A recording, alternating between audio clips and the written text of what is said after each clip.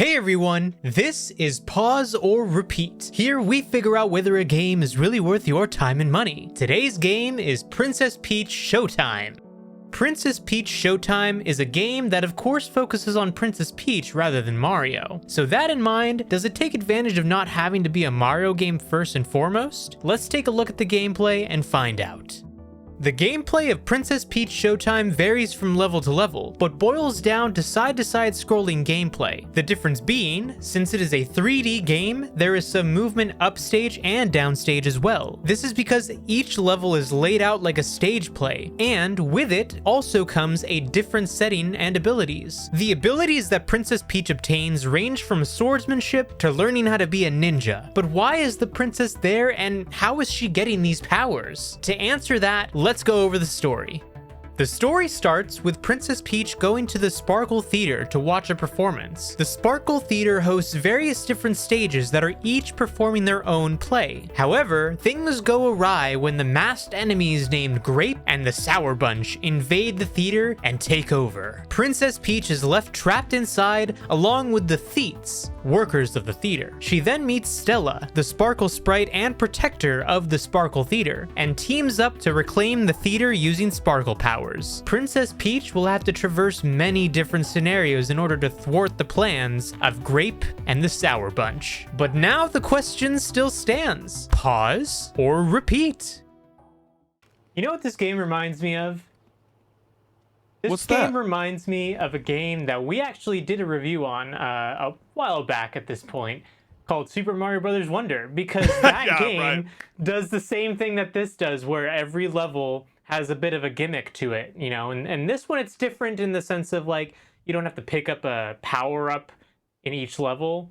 You just kind of get the ability to do the sword fighting, or you know, at one point you get to ice skate, things like that. Yeah, it's the transformation, you know, the different accolades that Princess Peach always had, but she never actually had the opportunity because she was always the side piece to Mario. Yeah. But I do think that overall as a package, each level is pretty fun. The only downside being that just kind of short. I felt like when I got to the end of this game, like that's it. There's not more, and it really feels like they want you to replay it. But is everyone going to want to do that with a game like this? That's the big question here, I guess, right?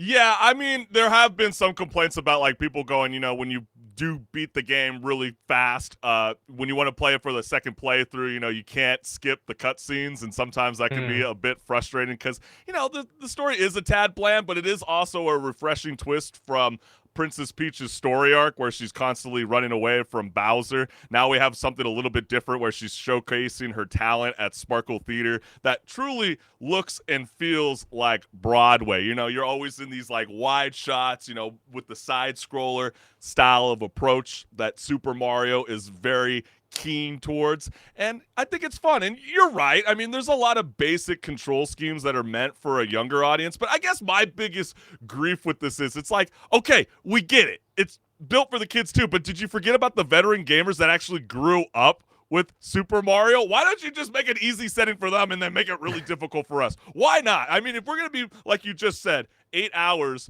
to beat this game for $60+, it's like, holy cow, I would be definitely waiting to get this game when it drops in price. And then you're going to be more intrigued to want to keep playing it over and over and over again. But how you feeling about it? It just seems like a lot of big mini games smashed all together, but it is very unique.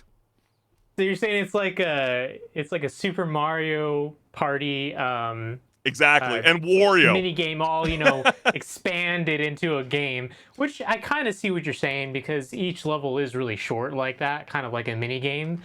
But I don't know, I feel like I want to like this game. I really, really do, because it's something different. It's something that they don't do that often. They don't really give Peach the spotlight that often in any of her games. I mean, she at the most is going to be like a side character usually, right? But I think at the same time I can't deny the fact that I got to the end of the game, I was like, I don't really want to play it again because I know what it's all about now. And I mean, yeah, you can go in and 100% it and, you know, kind of get really good at the mechanics of the game, but if it didn't draw you in the first place, then why would you repeat it?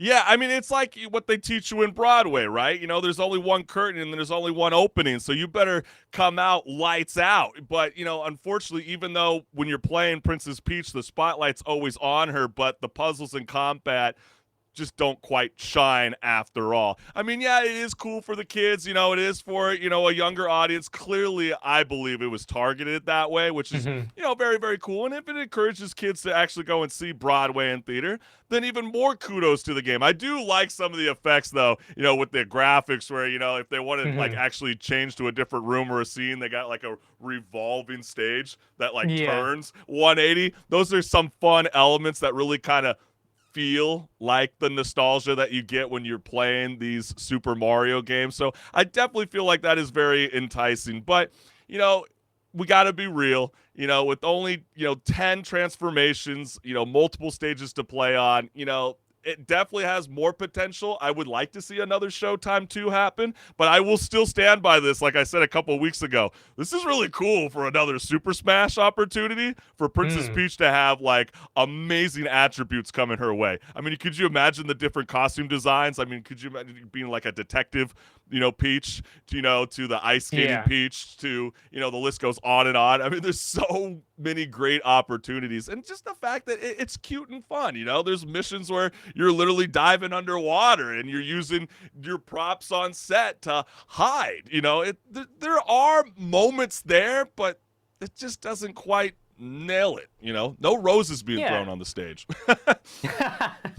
No, yeah, it's a charming game. The aesthetic, I really, really like it. It's got that Nintendo polish, but just missing that wow factor. Like, if you have $60, $70 to spend, like, are you gonna only spend it on this game, or are you gonna want? Well, I'm glad you said the wow factor. Else? I'm so glad you said the wow factor because I'm thinking about Nintendo Switch, right? They've been hyping up this new Switch 2 that's about to be coming out. They're also reporting that this game only runs like 1440 pixel, which also makes people start to question like why to lead something like this as it's not necessarily like an exclusive, but it was kind of hyped up like that on a level because March was such a jam-packed month full of a lot of games on different platforms. And so when you're trying to have this game try to combat with the rest of these amazing IPs out there right now in the year 2024, it's just like, I don't know. If I was a Nintendo gamer, I'm like, not again! Why do you keep doing it to me? It's like Mad Dog Russo said, God strike me down! Give me something good. So, I don't know. I'm going to just say it's a pause, but I would also say if it does drop down in price, it is definitely worth playing the game. It is worth enjoying yourself and seeing something brand new in this experience.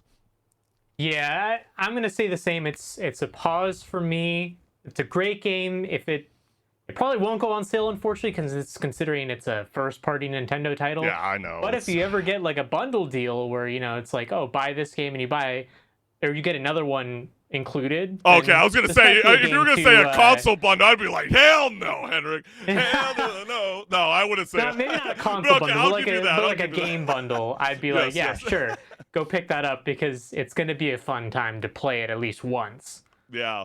But it's definitely starting to get a little concerning with, some of these new titles coming out. I'm like, come on, Nintendo, just try to get something done right. And now it's on you, Pokemon. All eyeballs are going to be on you to try to get something right. So we'll see what happens with Nintendo. Not very promising, but then again, Henrik, what's your call? What's the verdict, my man? It's a pause. It's a pause. And I think you said a pause too, right? Yeah. Yes, exactly. Yeah, it's definitely a pause for me, and it's not something that I wanted to say. I was really, really looking forward to this game. But then again, we want to hear from you gamers. Are you vibing with Princess Peach Showtime?